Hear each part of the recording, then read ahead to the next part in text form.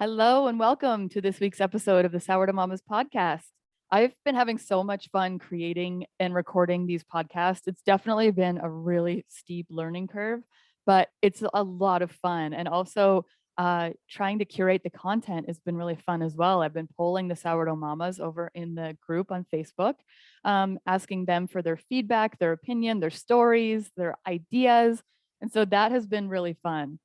I want to be able to help you on your sourdough journey in any way that I can. So head on over to the Sourdough Mamas Facebook community and let's get you the support and the love that you need on your journey. Everyone there is so wonderful and so welcoming. We would love to have you over there. And if you're already a member, thank you so much for making that such a wonderful, supportive community. So I want you guys to know in this episode that baking sourdough does not need to be expensive.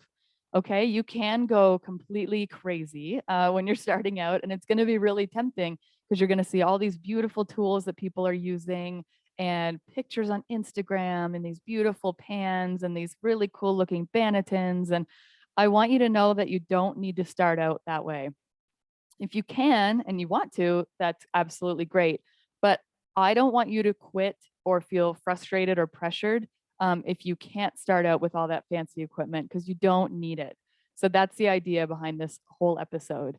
When I started out, I actually looked up on my Amazon order history. Back in July 2017, I placed an order for a 6-quart stainless mixing bowl for $9.49, a two pack of plastic proofing baskets for $6.40, a bench knife and dough scraper set for $8.97, and a digital kitchen scale for $13.98. And that was, I remember at the time, that was like the big purchase because I felt like I couldn't go without it. And it was the most expensive one, but I went ahead and bought it. And guess what? What is it? Almost it's 4.5 years later, and I am still using that exact scale. So the purchases that you make, even if they're inexpensive, just like what I did, you're still going to use them years down the road. So in total, I spent $38.84.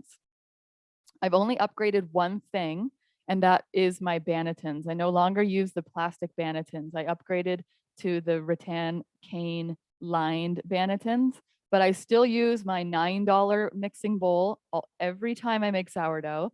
I still use my bench knife and dough scraper, and I still use that digital kitchen scale. And I think I've only had to change the batteries in it one time. It's fantastic. So the link to all the products that I use are in the show notes for this episode, which you can find over at leavenly.com. And also, kind of along the same tangent, I want to mention my affiliate partners. If you are looking to buy any products sourdough related, I do have some affiliate partners and I will have their links below. And just know that a small percentage of your purchase is kicked back to Leavenly. So it's a great way to support the podcast. It's a great way to support Leavenly in general and all the great content that we're creating here. So I would very much appreciate that. And just know that just by buying things, you are supporting us. So thank you so much for checking those out.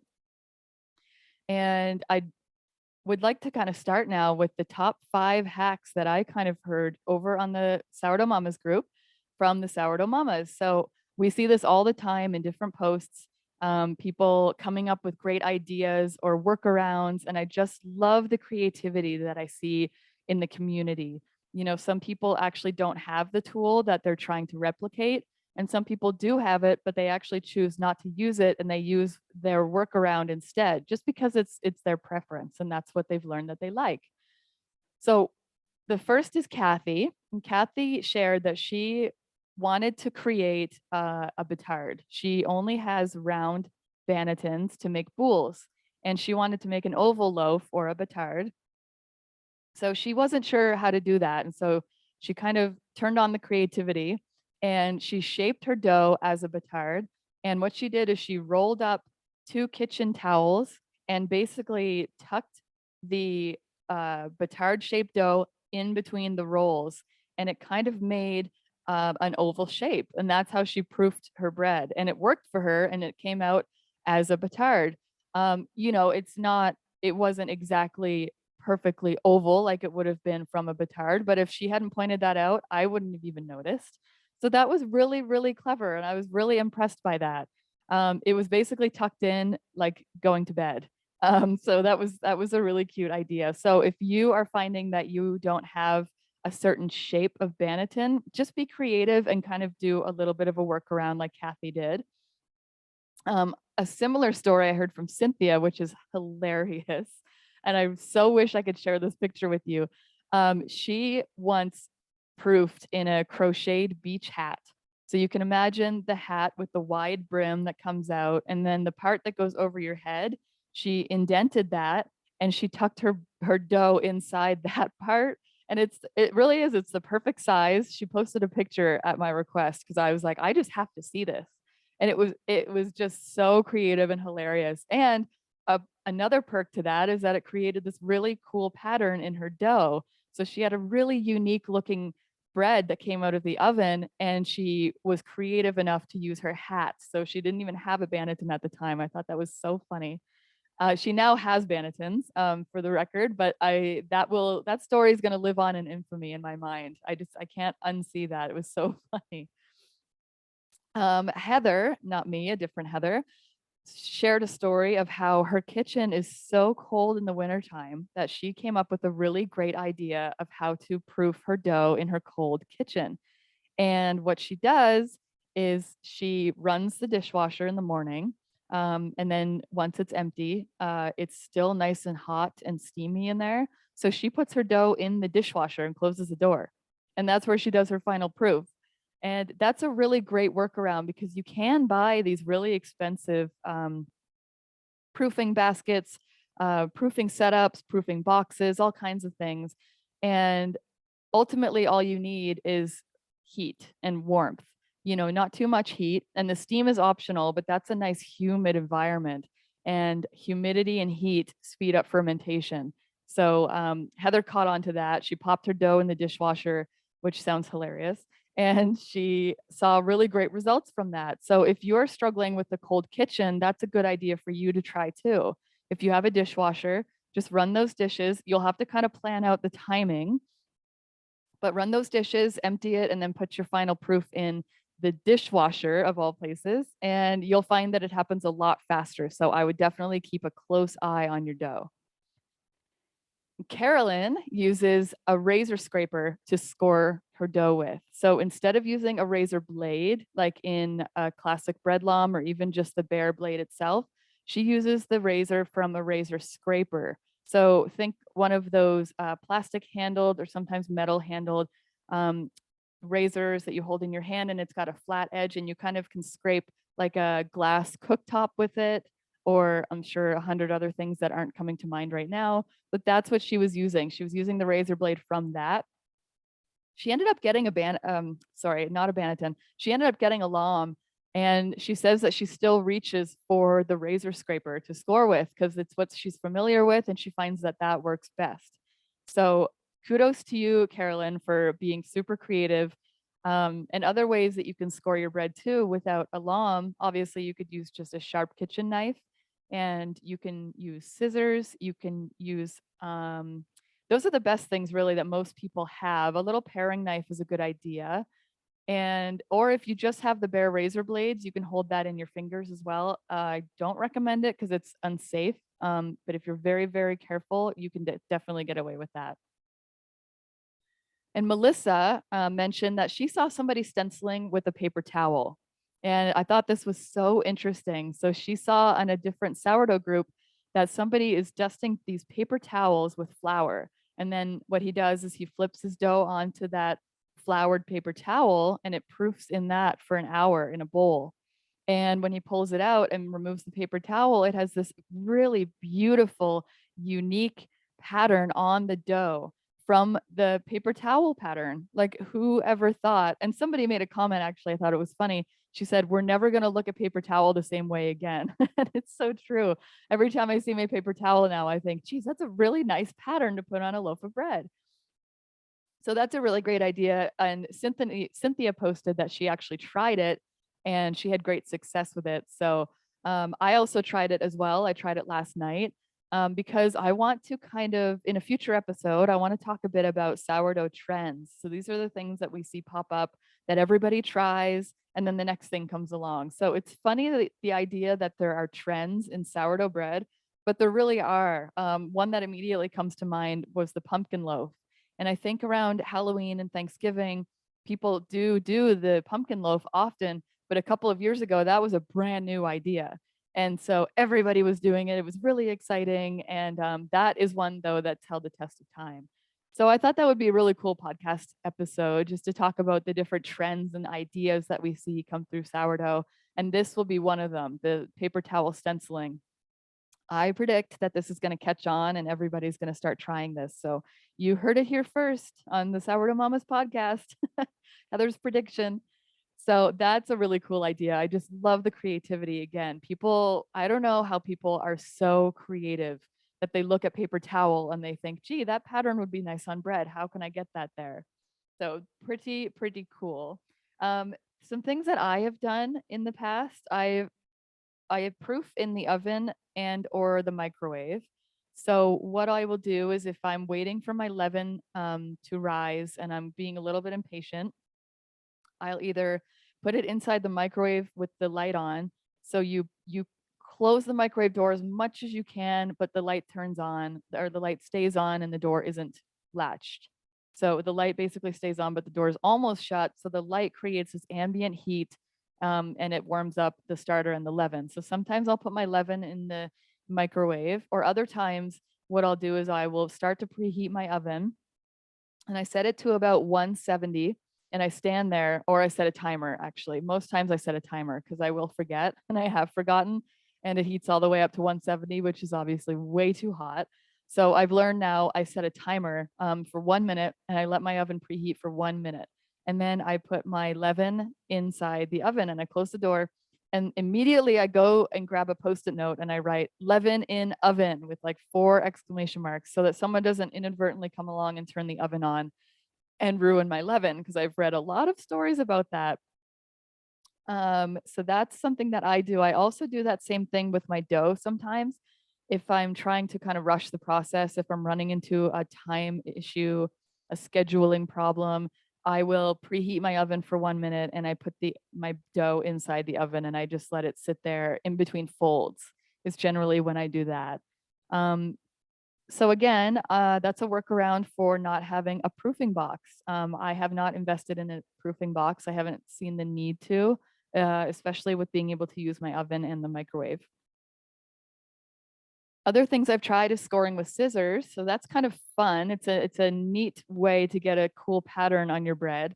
You certainly won't get the nice deep score that you get with your razor blade, but you could do some pretty cool patterns, especially if you do it at a 45-degree angle. It makes these really nice chevron shapes. And over on the Sourdough Mamas group, Tony posted that that's what he does. He scores his sandwich loaves with scissors. And he says it's safer and easier for those with joint issues and with their hands due to arthritis like me. So he's absolutely right. If you're feeling a bit weak in the hands from arthritis or another kind of hand condition, and you don't want to be holding a super sharp razor blade, then that's a really good alternative. And Tony's story kind of reminded me of a kind of a tangent that you can make sourdough bread in a stand mixer. So basically what the process would look like is, so this is for people like Tony who might have arthritic hands and they don't want to be flaring up their arthritis by reaching under the dough and doing all these folds and everything with the sourdough. So what you would do is you would add your flour and your water and your leaven in a mixing bowl and add the dough hook and mix all that together until it's well combined, until there's no more dry flour. You'll have to scrape the sides down and you'll let that sit for 20 to 30 minutes for the autolyse. Then you can just leave it sitting in the stand mixer with the dough hook in the dough and just walk away. It's totally fine. You can get some tin foil or some plastic wrap and cover the top so it doesn't dry out. And I would recommend doing that. And then come back and take off that little cover. And then you're going to add your salt and your extra water to stop the autolyse period. And then you're going to turn on your mixer on low and incorporate all that. And once it's all well incorporated, then turn off your stand mixer, cover it up and walk away. And these are your folds. So your folds are going to look like this. Every 20 to 30 minutes, you're going to come in, take off that little lid that you made, turn on the stand mixer on low, probably for, I mean, you'll have to kind of visualize it, but I would guess about 30 to 45 seconds should be sufficient, and then turn it off. And again, you may need to scrape down the sides, you may need to scrape down the dough hook and put the little cover on top and walk away, and set your timer. And then so every time you come in to do your folds, all you have to do is turn on your stand mixer to do those folds for you. And then you need to let it rest in between. So it's kind of a workaround in that you're not using your hands to do the folds, you're using the machine instead. And you might find that you need to do a couple of more folds to get that strength. Or what you could do is do a few folds in the stand mixer and then take it out and do the remaining folds by hand if you feel like you have that strength and you're not suffering with pain in your joints. So that's an idea with the stand mixer. You will have to pre-shape and shape by hand. That's just unavoidable, but that's kind of the easy part. All you're doing is pulling it apart and folding the edges over each other, rotating, pulling apart, folding the edges over, and then that's it. So that's the easy part. The folding process is the tough part, I think, for arthritic hands. So just wanted to throw that in there as a little tidbit of knowledge. If you were struggling with that, or if you know somebody who maybe isn't making bread or sourdough because of their hands, it's just an idea. Again, I love the idea of workarounds. There are so many creative things that we can do in the kitchen. Something else that I used to do actually before I got lined bannetons is I would take in my plastic bannetons that I ordered 4.5 years ago, I would line those with a thick square of linen. So it was just like a big thing of fabric cut into a square that fit. And I would dust that with flour and I would line my basket with that. So that's what I did the first little while. I didn't like that it left some creases in my dough. So about like 6 to 9 to 12 months maybe later, I did get the more expensive bannetons. If you're thinking about upgrading to those bannetons, the Rattan, I have no idea if I'm pronouncing that right. I think it's called Rattan. They're like cane, almost their type of wood, in a spiral, and then they have a cotton liner inside. I highly recommend that. I've gotten such great results from those, and if you can afford it, that's a good upgrade to make right out the gate, because you're going to just get better results overall with that improved banneton. Another thing I did was I would proof in a bowl and I would put the dish towel over the bowl and dust that with flour. And then I would kind of plunk my dough inside that. So that also worked. But again, I would run into some issues like sticking. The linen towel sometimes would stick really badly. Plus it was really messy. When I pulled the towel out, flour got everywhere. So again, there are workarounds, but I feel like the wooden bannetons are pretty inexpensive in the grand scheme of things. So you can absolutely start out with a bowl or with the plastic ones like I did. But if you're looking to upgrade, that's a good place to start. So I think that pretty much sums it all up. We talked about a lot of things in this podcast, a lot of kind of workarounds and hacks that you can use, different sourdough tools that you don't need to buy necessarily right off the bat. And just a quick aside as well, I'm sure you've all heard of the Challenger bread pan. It's a beautiful product, American made cast iron pan. It is pricey. It is worth it if you can afford it, 100%, but it is pricey, especially right off the bat. So what I did, the cooker that I actually invested in 4.5 years ago that I still have and I still use, sometimes I'll do my second batch of dough in this cooker instead of in the Challenger bread pan or at the same time, is the Lodge combo cooker. And this was recommended in the Tartine bread book, the original Tartine bread by Chad Robertson. He recommended the Lodge combo cooker, and it's just fantastic. It's not too expensive. I'm not too sure what the price is now. I'm pretty sure when I bought it, it was about $60. So it was a big investment for me up front, but I have gotten so much use out of that. So it's a less expensive version of a cast iron, the cast iron Challenger bread pan, basically. And but if you have a Dutch oven already, then you can just use that. Just make sure that it is oven safe up to 500 degrees.